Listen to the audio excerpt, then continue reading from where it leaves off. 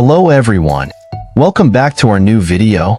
Today, I'll guide you through how to change the file name in GitHub. If you've been searching for a way to rename a specific file in the GitHub repository, you've come to the right place. But before we get started, don't forget to like this video and subscribe to our channel for more tutorials and tips. Now, let's start. To change the name of a file in GitHub, first of all, open github.com in your computer web browser and log into your account.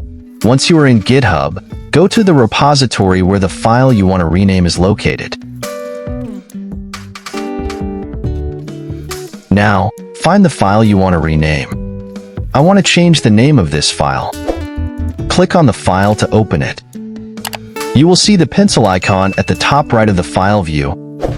To enter the file edit mode, click on it. From here, you can edit the file content and name. You will see the file path at the top. Click on the file name box and edit the file name directly in the field.